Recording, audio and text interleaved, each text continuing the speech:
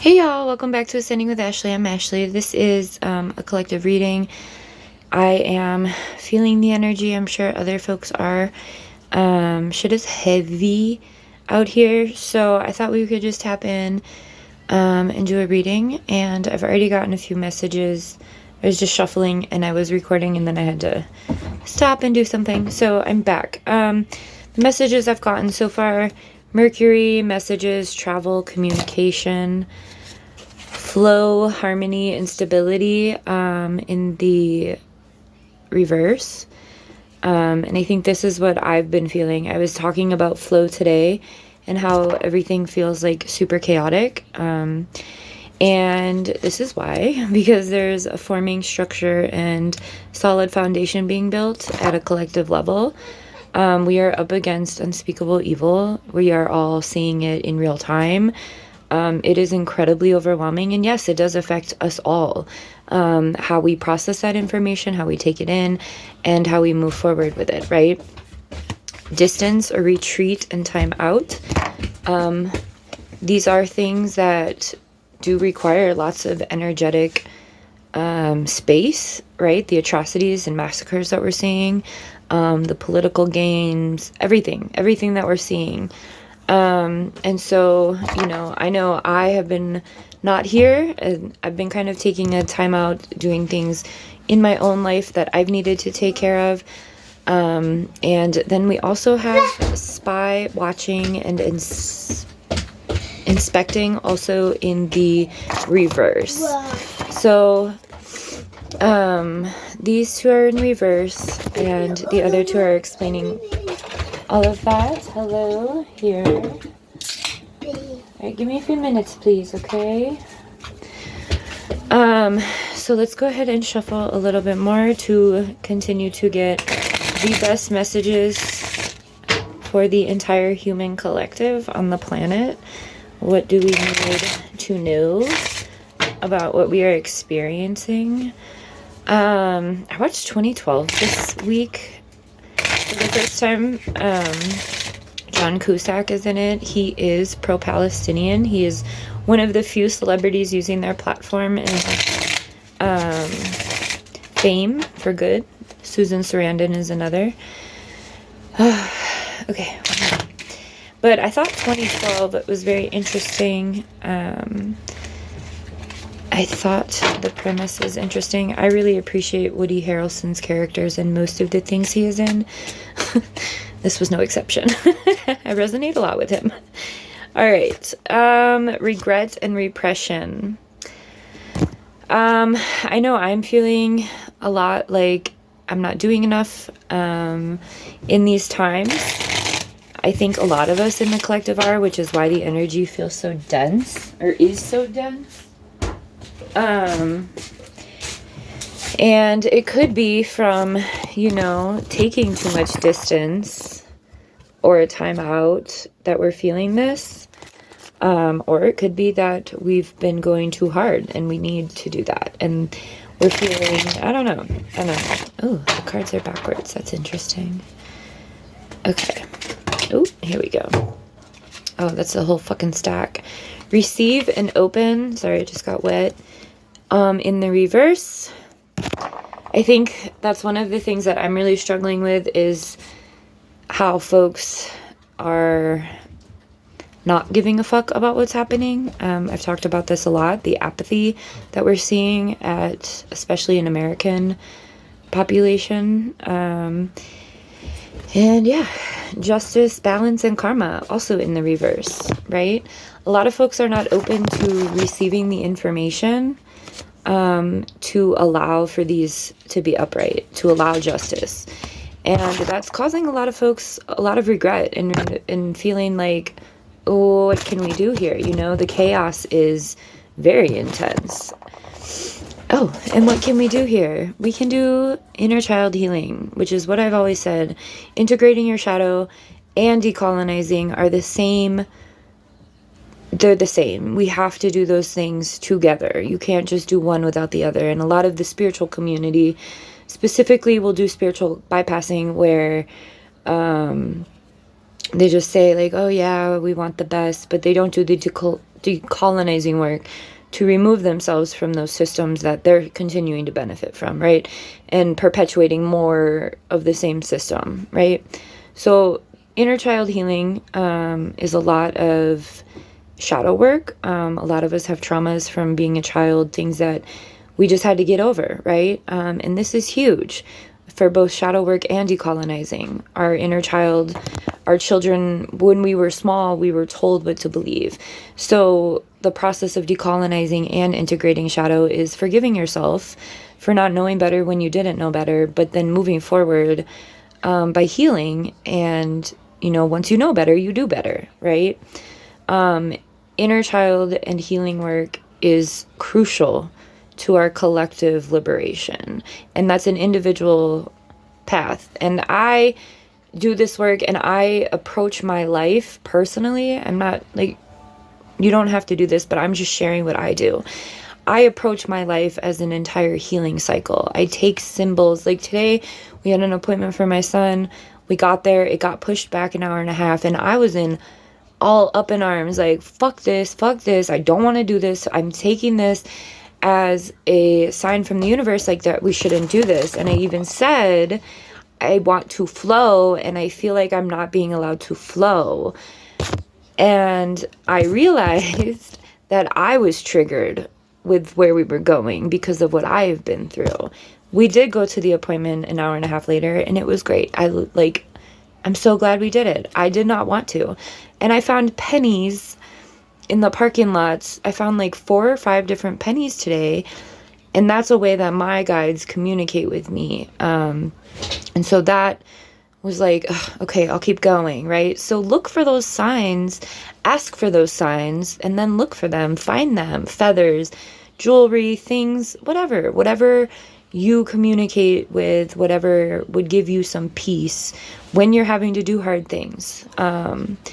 I didn't ask for anything this morning, but the change has been a continuous theme throughout my spiritual journey. So finding pennies 4 different times.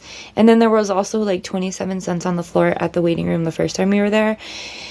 And I didn't pick it up because it was like under someone, but I saw it and I was like, okay, stick this out.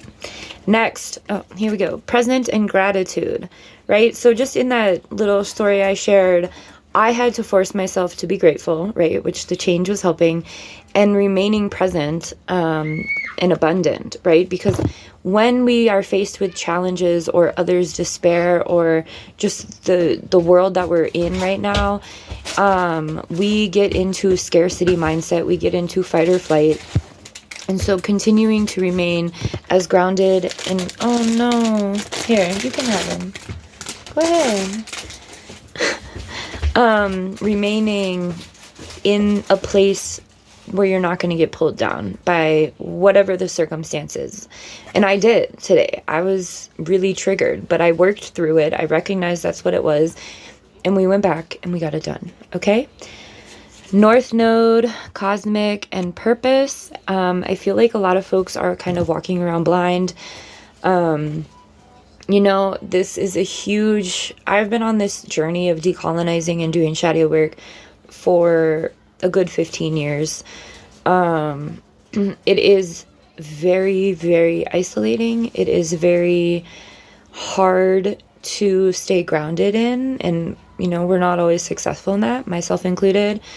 I've had my feet swept up from many times, but it wasn't until I went through something in 2017 that I got my very clear purpose. And now when I'm presented with anything, I have to approach it in a lesson form for me.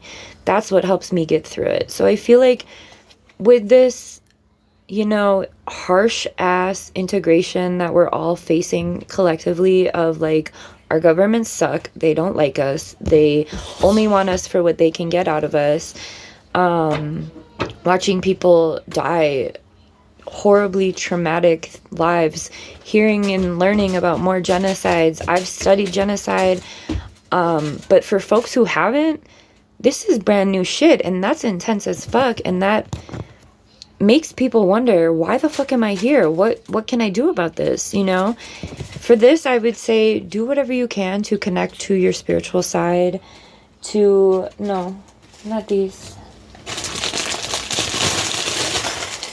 To connect to your spiritual side. Whatever that looks like for you. If you need support in finding something that works for you, I love to incorporate lots of many different mediums and things with folks that I work with. And I'm available if you want some support. Just email me. Otherwise, there's plenty of other people who have lots of things. You can just search hashtags.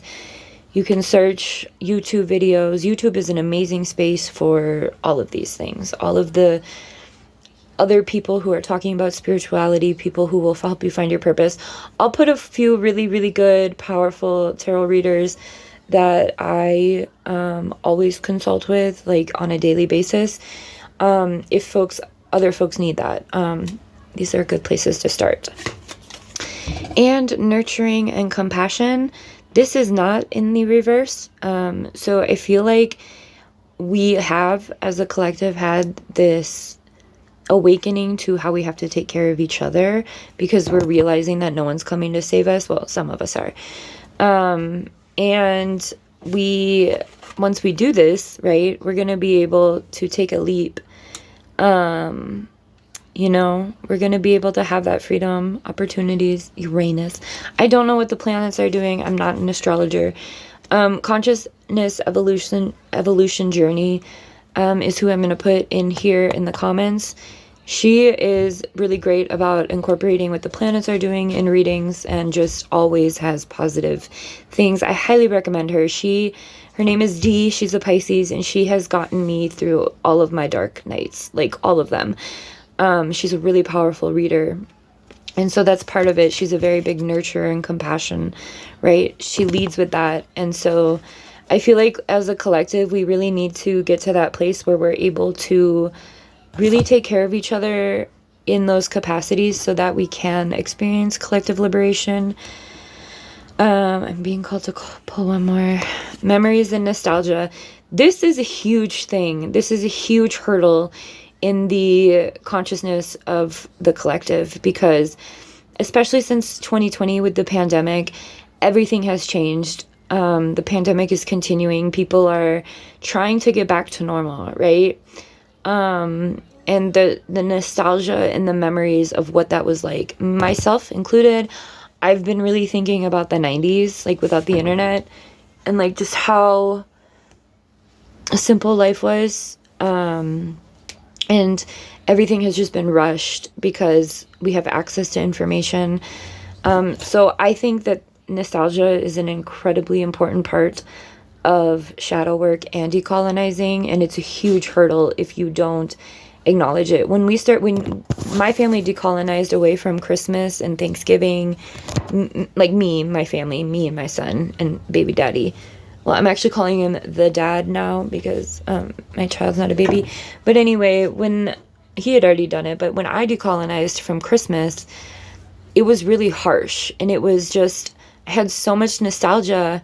And I think that's the thing that we as a collective are really seeking. And that's why we need to just find community, build community, be there for one another. Because for me, that's the nostalgia that I have, is being held in space with those who loved me, and I think we're really lacking that as a collective. But I feel like Palestine specifically has really just brought us together as a global collective in a way that we've never experienced, and that's because of the internet. So as it's a very bittersweet thing, but we're also not able to, well, we're still building, but we're all like these pieces of a capitalist system. And so we don't have the space and time that we did in the 90s.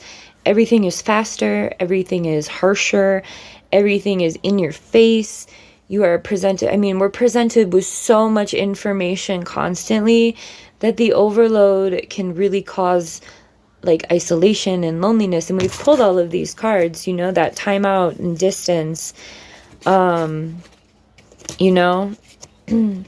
So in order to form this, you know, solid foundation, these are the things we have to work through, right? Like we're watching, we're spying, we're inspecting everything on our phones, while we're feeling, you know, oh man, I miss this, or I feel sad, or I wish it was like this, or like, I wish I could have that feeling. And then we retreat and we're like, oh, I just need a minute. And then, you know, it's this constant cycle. Because then after, you know, however long, we pick up our phones and it starts again. So for me, sharing this message, I feel like as a collective, we're really all experiencing this together, similarly to the pandemic. And we're continuing to see a lot of pointing fingers. You're not where you should be because I'm here and you're not, and all that bullshit. That's not a solid foundation, right? That is not compassion and nurture. And we need to remember that every single fucking one of us on this planet has a purpose larger than what we acknowledge, some of us, right? We all have purpose, and we can continue to remain present in our daily lives to fulfill that purpose, right? Remaining abundant and remaining grateful and having, you know, that's how you build a solid foundation. And it's not easy, but eventually you will find flow, harmony, and stability. And you will get to a place of, if this doesn't bring me joy, if I don't feel like this is doing anything to the betterment of others, if I'm participating in this oppressive system, yeah, I'm pulling it out again. I have spiders over here, I think. Where am I? How am I oppressing other people, right? That's all part of shadow work and decolonizing, is recognizing your participation in this system and how you and me and we are all benefiting these motherfuckers while we're all just, you know, dragging each other down. And we can get to a place of not that, you know, capitalism has us competing, but we can build other systems. And so I think that's the message that's really coming through. I'm being called to do one more. Hang on. Oh, that's too many. Come on. I only have 3 fucking minutes. Okay.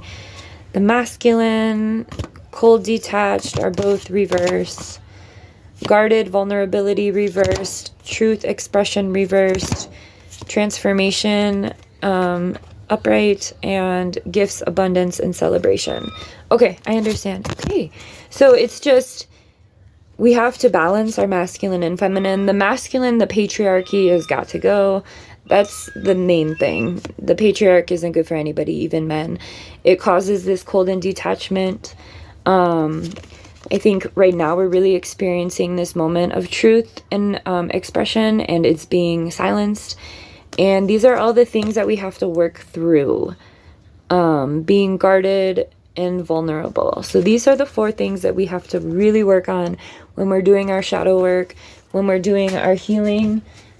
Oh gosh, decolonizing. In order to, you know, get to these places of this transformation taking place for the collective, for the fucking planet, okay? It's not just about humans. Okay, that's it, y'all. Have a good one.